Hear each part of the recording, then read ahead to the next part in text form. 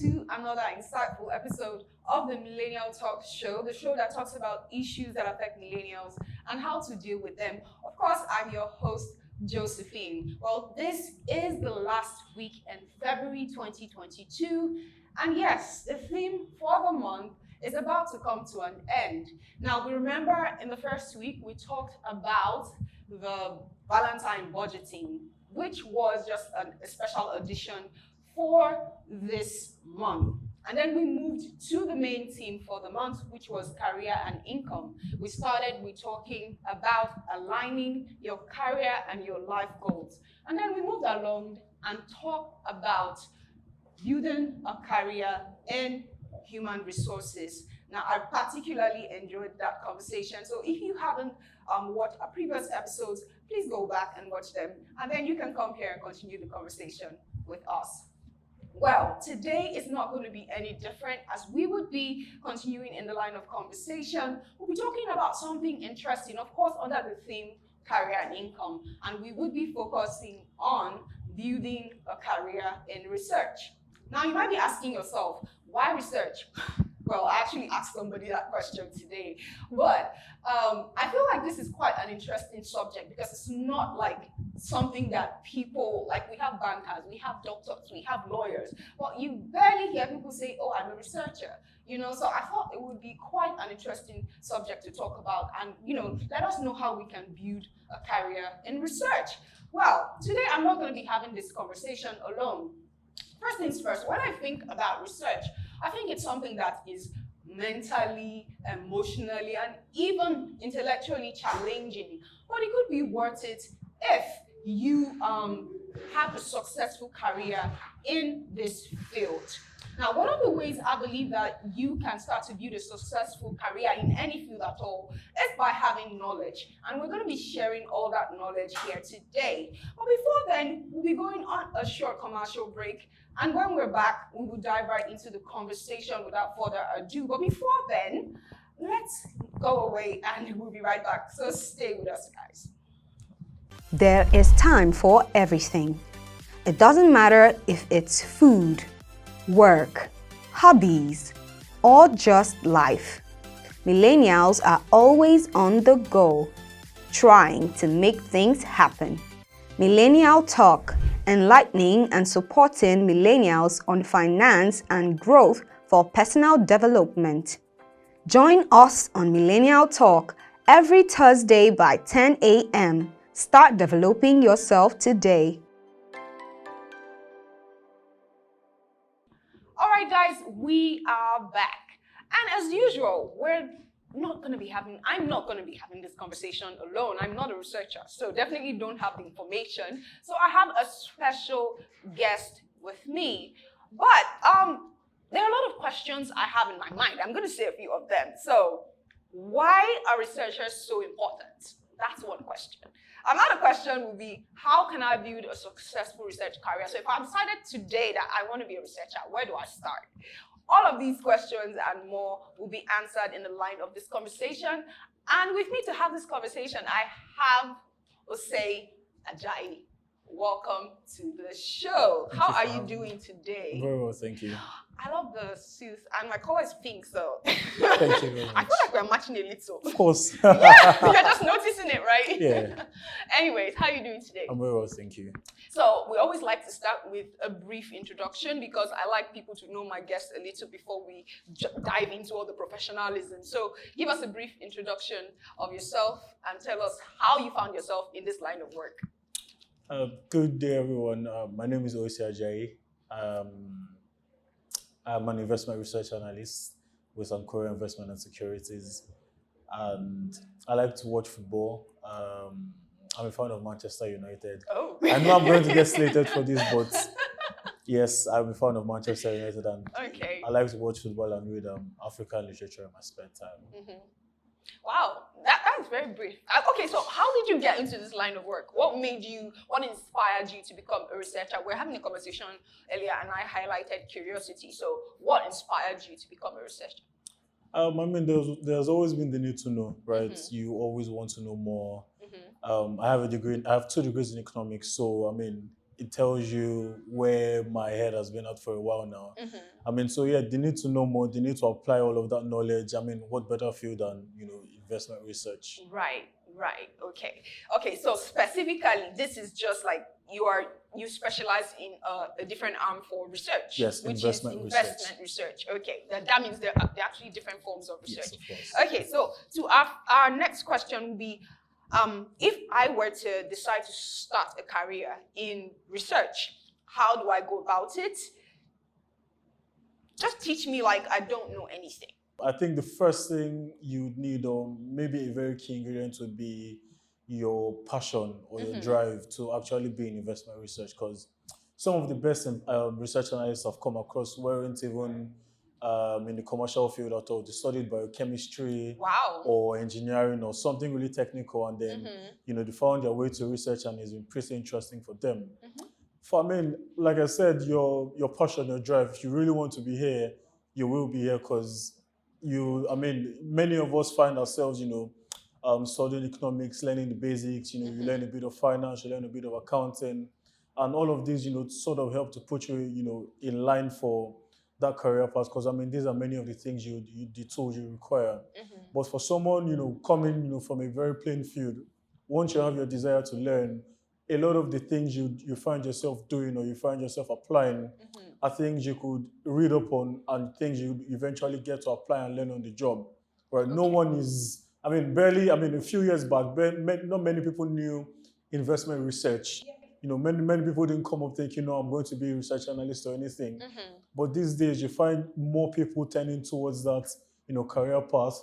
You find that there are investment societies in different universities where they're learning about all of these things, investment research, investment banking, asset management, and being in these societies, or liaising or talking to people within the society sort of gives you an idea or a knowledge of what to expect. How to apply what you're learning, and even if you're not in that field, how you should go about it, what professional courses you should be looking at, what course materials you should be looking to get into, or what people you should be looking to talking to, whether to take on as mentors or as people who just hold you or handhold you through that entry process. But all in all, the first thing, like I said, you need is your passion. If you want to be here, I mean, there isn't too much work. I mean, there's a lot of work to be done, but it's not rocket science. Yeah. Okay. Great. Well, I was saying earlier before we started this, I said, I believe that research is underutilized. Now, I'm not just speaking for investment research, but in a general term. Just like you said, investment research did not even exist a couple of years ago, and now we have it. So, what are your thoughts on that? Like, do you think that it is underutilized in this part of the world? Because I know in other countries we have research programs, we have a lot of investment going into research just to better the economy and the world at large. So what are your thoughts on this? Do you actually think it is underutilized? And if it is, what do you think can be done? I feel like that's a critical question. So yeah, I mean, if you consider a case of Nigeria, you could argue that research is largely underutilized, right? Many a times you search for data points, and it takes a whole lot of time to find that data point, if it even exists. And when you find it, you find it's really even credible, right? Yeah. But I mean, the Nigerian Bureau of Statistics is doing a lot of work to ensure that we have a reasonable level of accurate data in the country. And you'll be surprised to find the amount of information that you find on the NBS website. There's a whole lot of credible information. So kudos to them. They're doing a whole lot of work in that regard. But yes, you're correct. It's largely underutilized. However, when it comes to investment research or investments, investment management, or in general in investment philosophy, at the core of it, you find is research, right? Right. Research provides also your trader is not going to sit down and look up all the companies listed in the market, Definitely. do the valuations and achieve, come up with prices and then Mm-hmm. still advise the client, right? Mm-hmm. So that's where research comes in, does all of that groundwork, looks at the companies and then feeds the traders. So the trader now gets to execute based on research decision. You find that, in many asset management firms or many funds that you come across, most of the decisions are not taken without research backing or without research input. There Okay. has to be research input such that the analysis is properly backed by data and historical trends and by forecasts as well. Right. I like that. I like your comment on that. So that brings me to my next question. So, why do you think research is so important, and how does it affect, or how does your work as a researcher affect your direct environment? Now, speaking of the workplace, because this is your direct environment where you work. So, how does that work you do impact this direct environment, and why do you think it's so important? So, like I said earlier, at the core of your investment philosophy should be research. Mm-hmm. So, research is going to do all of the groundwork, analyze the companies, analyze their corporate governance, analyze their financials, analyze all their practices, come up with forecasts on what they think, the company is going, or where they think the company is headed.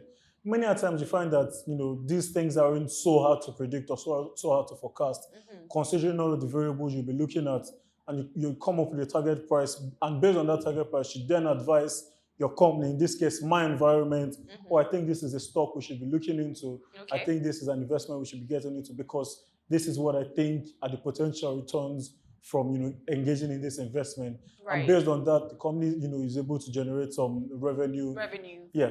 So Right, it's really not straightforward. Well, that's quite straightforward. Yeah. Okay, so I know that Anchoria does a bit of research. Yes. So I know that would definitely have played a large role in the success of this organization. So how has the research work here been able to impact the success rate for the organization?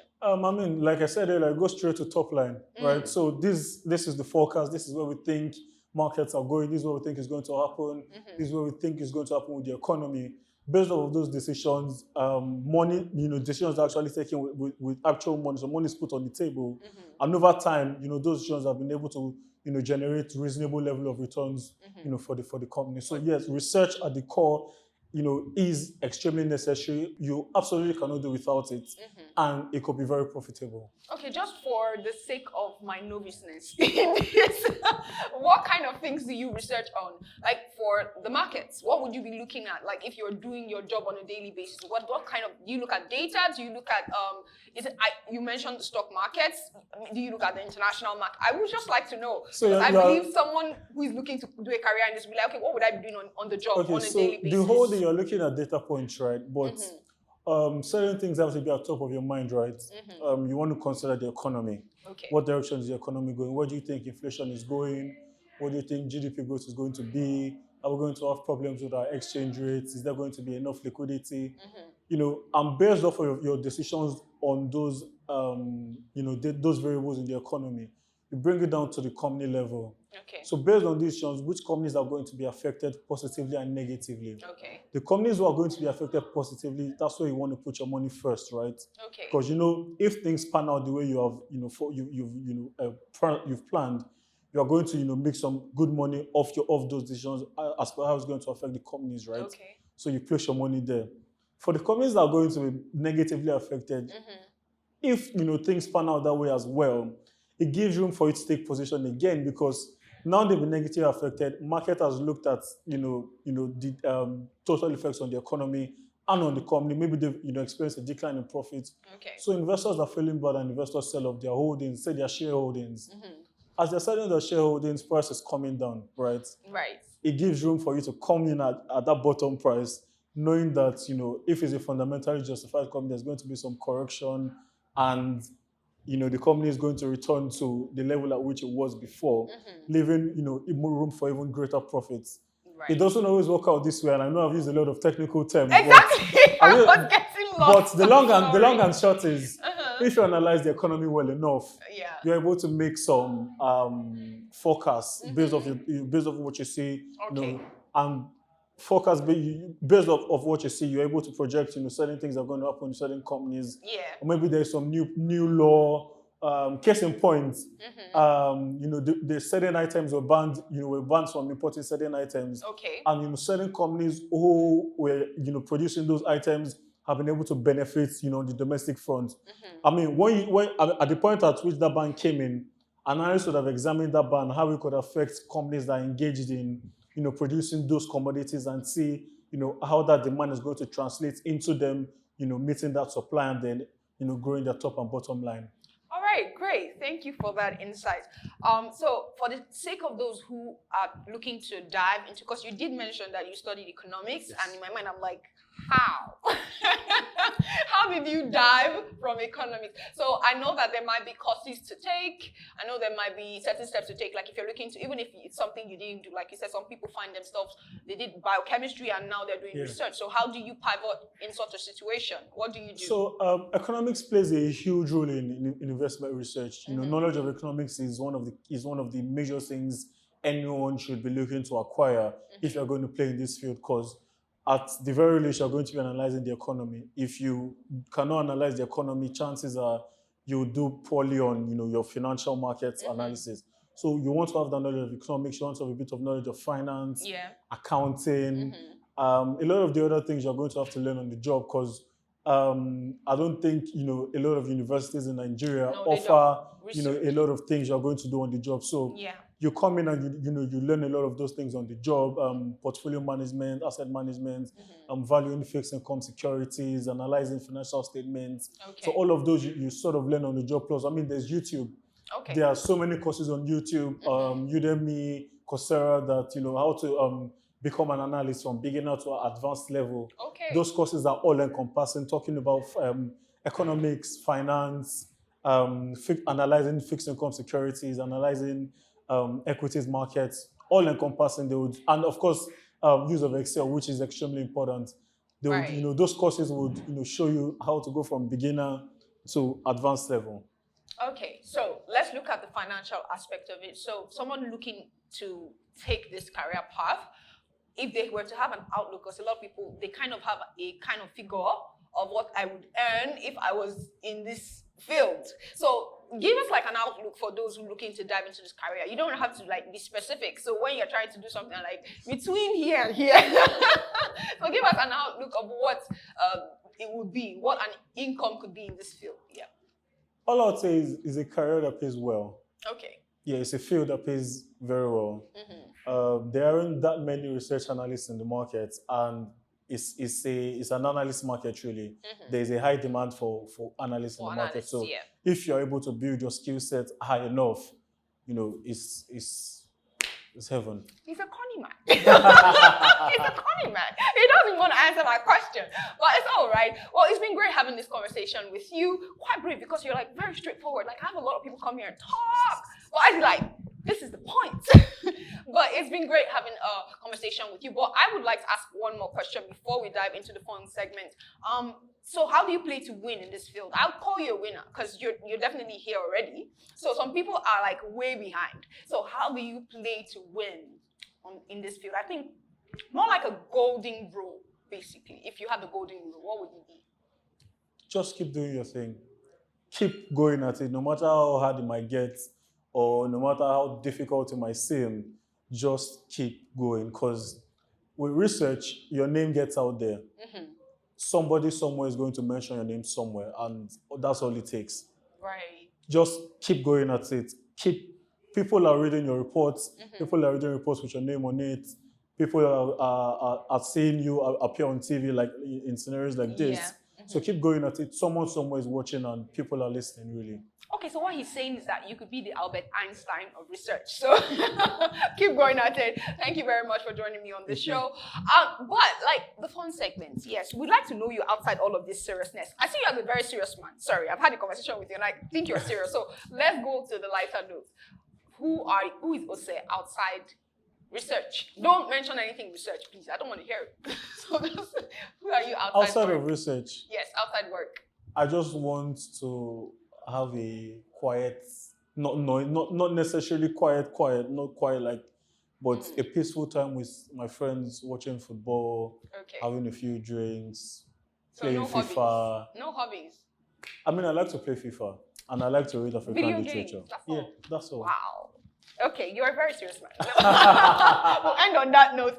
Thank you very much for being a part of this show. Thank you for I do appreciate, having me. and maybe some other time when we need some more insights on research, we'll have you on the show Be again. glad to come back. All right, guys. We have had a very beautiful conversation. I do hope that you have learned a thing or two. And if you'd like to find out more about the financial markets and finance, you can visit our website on www.proshareng.com. Keep watching.